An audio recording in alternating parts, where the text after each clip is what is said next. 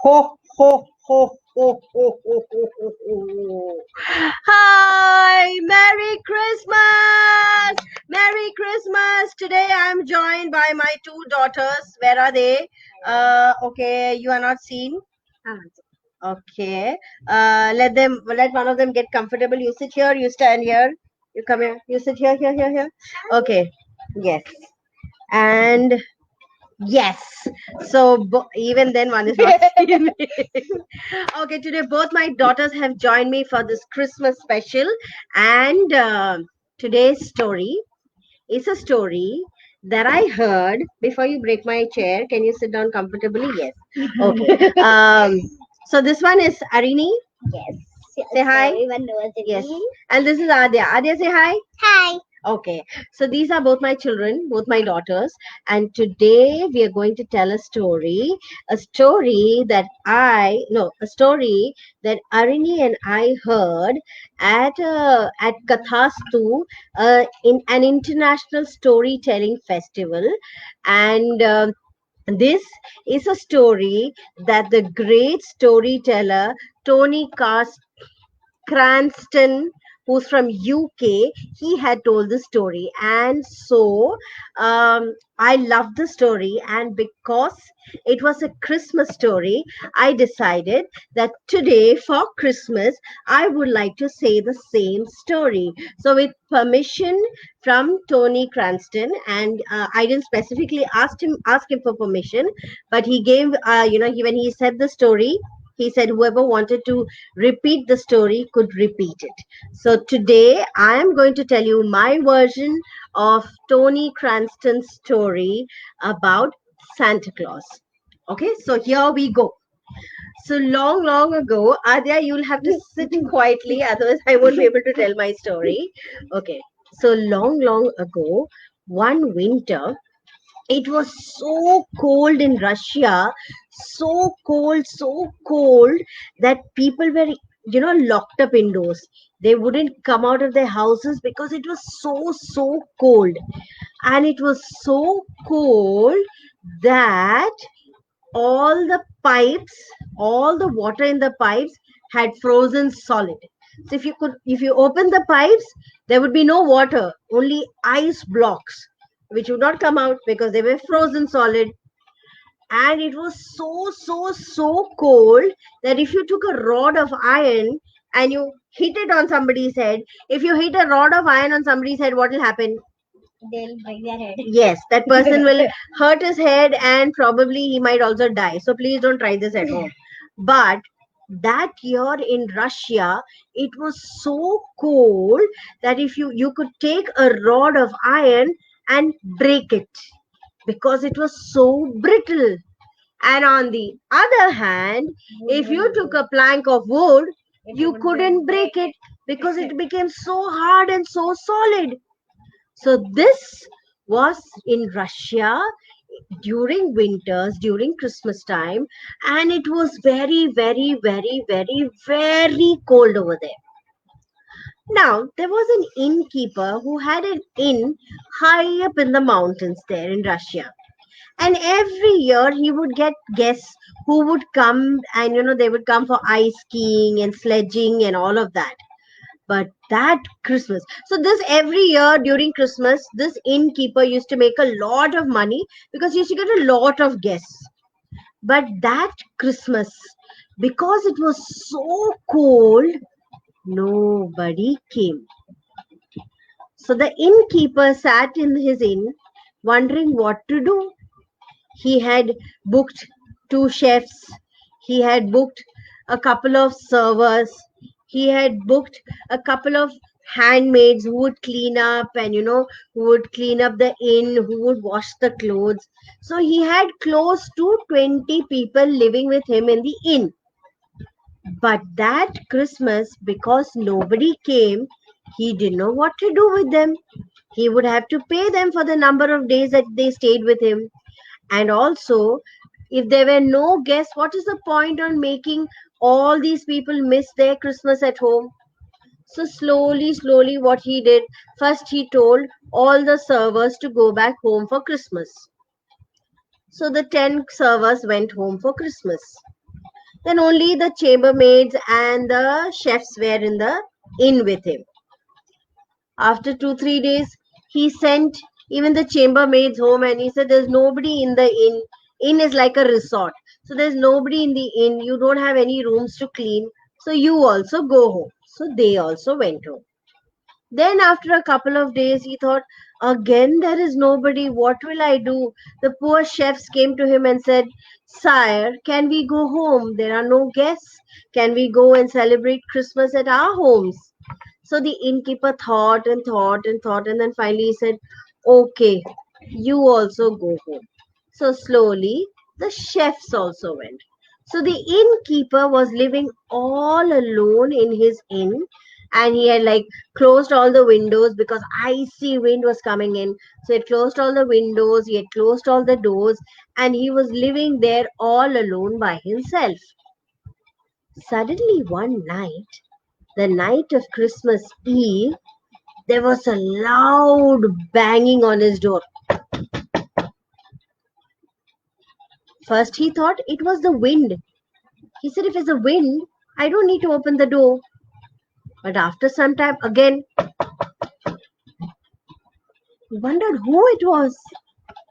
So then he crept slowly to his door and he kept his ear to the door. And what did he hear? Somebody was actually knocking at the door. So he quickly opened the door. He was so happy. He thought, finally, there are some guests coming to live in the inn. So he opened the door. And who did he see there? He saw. Did he see a guest, Adya? Did he see a no? Don't tell me who he saw. Did he see a guest? No. He saw a ragged, disheveled old man in ragged clothes, all torn clothes, and with a long white beard standing outside in the icy cold wind. Now the innkeeper looked at him and said, "Yes, how can I help you?" So the ragged old man standing there doing this, "Adya, let's do this." He's warming his arms and he's saying, "Please, sir, can you let me come in, please, sir? It's so cold outside." Hi, Divisha. Here's a story. It's a new story. It's an old story. It's a story about Christmas, and I'm sure you love the story as well. So this old man is standing there warming his hands. So the innkeeper looked at him and said, "This is no place for beggars. Go away. I cannot entertain beggars over here. This is an inn. Rich people come and stay here." And he was going to close the door. But this old man said, "Sire, please, sire, I'm freezing out here. I'm cold, sire. Sire, please let me in. Please let me in." So the innkeeper, Arini, is my story boring you? No. Why are you yawning? So the innkeeper told this man, "No, no, go away. This is no place for beggars. Go away. You go and find yourself another place to sleep." So the old man said, "Sire, please, sire, if you send me out in this cold, windy night, I will surely die. Or I don't need anything else. Just let me come inside. I'll sit in the lobby, it's the foyer.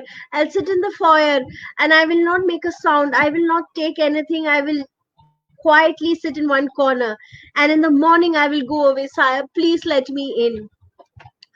So the innkeeper thought for some time. He said, "There are no guests here. Nobody's staying here. And the poor man is right. If I send him out in this windy, cold night, he'll probably die. He'll probably die here right at my doorstep. And if I open the door tomorrow morning, I'll probably have to see him dead here. Okay, let me allow him to come inside." So the innkeeper said, "Okay, you may come inside." So the old man, "Thank you, sir. Thank you so much. Thank you, thank you, thank you." And he came inside. When he came inside, what did the innkeeper do? The innkeeper said, "Okay, you can go sit by the fire that I have made over there." And then he put some more pieces of wood into the fire. And then this old man went and sat beside the fire. And then he warmed himself. You do that when it's very cold. We go to the gas and keep our hand on near the fire and do No, this. We please don't do do not do that. that. Okay, people in cold countries do that. So they do that. They warm themselves. So the I did it. innkeeper thought, okay, I have extra blankets. There are no guests here. Let me give him some blanket. So he went and he put a blanket around him. And then, so the old man said, oh, thank you, sir. Thank you so much. I was feeling so cold outside. This warm fire and this warm blanket will keep me warm. I can spend the night here without fear of dying. So then the innkeeper looked at the old man and he felt sad. So this is really sad. I have a inn, I have such a big place to live in, and this poor man has no proper clothes. He has no fire to warm him. He has no blankets to warm him. He would have probably died. So then what did he do?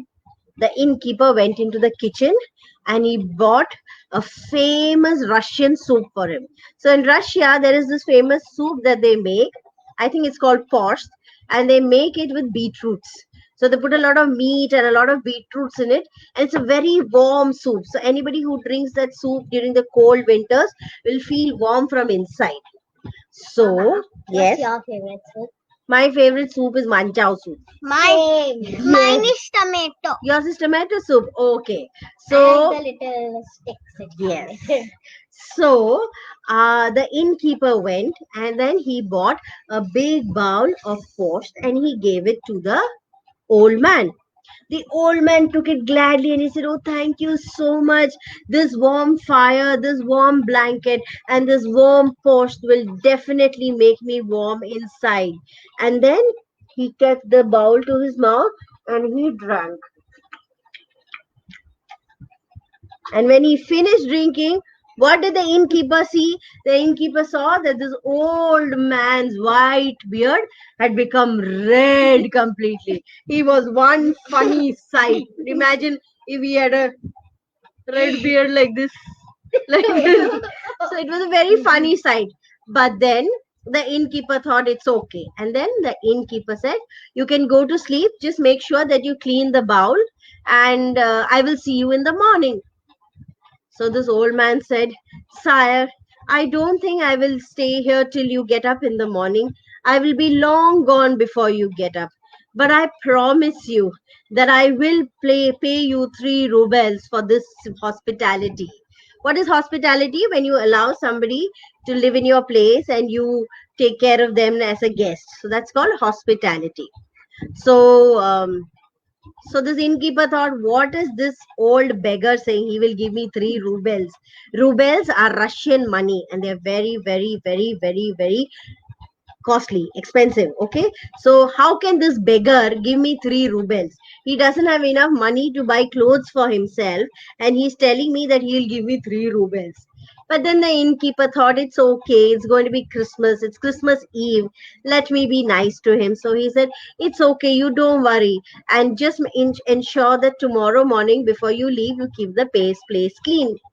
And he said, good night, and the innkeeper went to sleep. And this old man finished the bowl of soup and he too went to sleep, curled up near the fire. The next morning, when the innkeeper got up and came down, true to his word, the old beggar had gone. But what did he do before he went? He had washed his bowl of soup. He had kept it very neatly on the counter. He had folded his blanket very nicely, kept it in the side, and he had made sure that there was more firewood in the fire so that in the morning the innkeeper would also be warm, and he had gone. So the innkeeper thought, wonder who this beggar was. And the innkeeper's thinking, and what a joke he made. He said he'll give me 3 rubles, as if he can do that. And then the innkeeper thought for some time, and then the innkeeper thought, okay, since there are no guests, let me go home for Christmas. I'm sure my wife and children are waiting for me. And so, when he went to change, suddenly he heard a loud ding ding ding ding ding ding ding ding ding ding sound. Wondering what it was, he looked out of his window. And what did he see? What did he see, Adya? What did he see? I know you know, but you're not going to say. Yes. What did he see? Yes. Yes, he saw a carriage load of guests drive into, it's a horse carriage, this is many years ago, a horse carriage full of people coming to the inn. He hurried down wondering who these people are, and he opened the door. When he opened the door, these guests came to the door and said, "Oh, innkeeper, is your inn open? It is so cold outside, and we were going to the other town, but it is so cold and so windy that our horses are refusing to run ahead. Can we stay the night over here?" The innkeeper was happy. He said, of course, please come in, you can stay here." And as he showed them to their rooms, he heard more bells, he heard more carriages. He came running down again. Again, there were 2, 3 horse carriages full of people. He showed all of them to their rooms. As he was showing them to their rooms, again he heard a lot of horse carriages driving up. He came running down to the stairs again. Again there were people saying, "Please, innkeeper, can we stay in your inn?" So he said, "Now all my rooms are full. I don't have place for more people." So they said, "It's okay, we will sleep in the lobby." Have you ever heard that? People saying that they will pay money and stay in the lobby. So he said, "Okay, if you want, yes, you can please make yourself comfortable." As he was handing out blankets to them, again there were horse carriages. He ran out. Again there were many people coming in.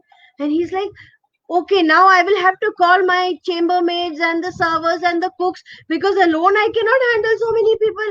So he sent word through someone to the village, and his chefs and his chambermaids and his server boys all came back.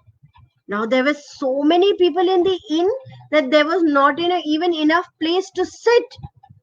And he was wondering, how is this possible? There were more carriages coming in. And then this time they said, "We don't mind sharing rooms. You put us up in any of the rooms." And soon all the rooms in the inn were double packed to capacity. There were people sleeping in the lobby. There were people sleeping on the stairways. There were people even sleeping in the kitchen. There were so many guests. And that winter, our innkeeper made double, triple, 4 times the money that he would make on a regular Christmas vacation. He was so happy, he was so thrilled. It had never happened before. Soon, Christmas was over and the new year came, and all the guests said bye bye and they went their way. After the innkeeper had ensured that all the rooms were clean and all his servers, chambermaids, and chefs were paid, he decided that he should offer thanks to God. We do that, no? When something nice happens to us, we want to thank God. So he decided to go to St. Basil's Cathedral in Moscow, because he's in Russia. And he decided to go there and thank the Lord and also offer candles. He went to the church, and after he finished praying, he got up, and as he is muttering to himself, he was looking at all the photos of the saints that were put up on the wall. So he went to each photo, and photo no, there were paintings, portraits. So he went to each portrait and he prayed for some time, and then he made the cross, and then he thanked that saint for making it a wonderful Christmas for him. He went to the next portrait, again he prayed, again he did this, again he thanked the saint. Like that, he kept going from portrait to portrait to portrait. One of the portraits that he came to, he prayed, he did this, and he looked up and he thought, "I have seen this man somewhere." So he peered closely, and you know what he saw? The portrait was of a saint who had white hair, a white beard, and had streaks of red running down his mustache and his beard. The innkeeper was shocked. And then he looked at the name. And what was the name? Saint Nicholas! Yes! This was the portrait of Saint Nicholas. And then the innkeeper realized, to his greatest shock and surprise, that it was Saint Nicholas who had come in the guise of an old beggar to the inn. The innkeeper was so happy and he said, I must offer my thanks. So he bought candles and he lit a candle and he was going to keep the candle in the candle stand. But the candle wouldn't go in. So he lifted the candle and he did this. And what happened? One ruble fell out. He looked at it in surprise. Then he tried to put the candle back in. Again it was stuck. He did this. The second ruble fell out. And then he tried again. It was stuck again. So he did this. And the third ruble fell out. Remember, the old beggar had said, I will pay you 3 rubles when I can for your great hospitality. So Saint Nicholas had paid back the 3 rubles that he had promised the innkeeper for taking care of him. And from that day onwards, the innkeeper would go to this church every Christmas and light a candle in front of the portrait of Saint Nicholas. And from that day onwards, every Christmas, this inn in Russia was packed, jam packed. There were guests who would share rooms in the inn. There were guests who would sleep in the lobby. There were guests who would sleep in the uh, what? There were guests who would sleep in the attic, like Arini said. There were guests who would even sleep in the kitchen. Apparently, this is a very true story. And one more place. Yes. On the staircase. Yes, they would also sleep on the stairways. This is the story. Maybe of- they sleep near. Maybe they slept inside the chimney. No, they can't sleep inside the chimney. So this is the story of Saint Nicholas, that is our Santa Claus, and the innkeeper. I want to thank Tony Constant for sharing this story with us.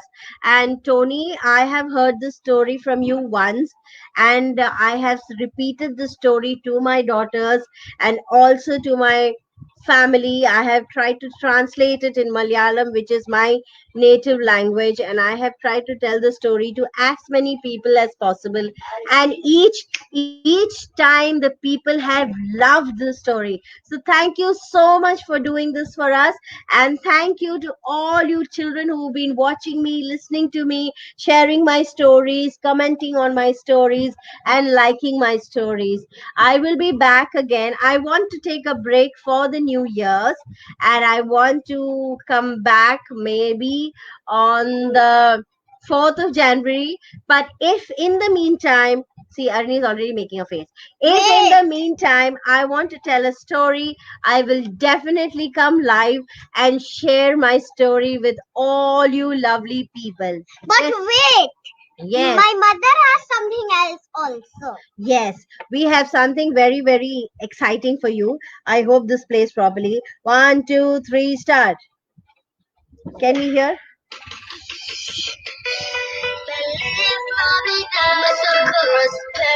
You want to dance?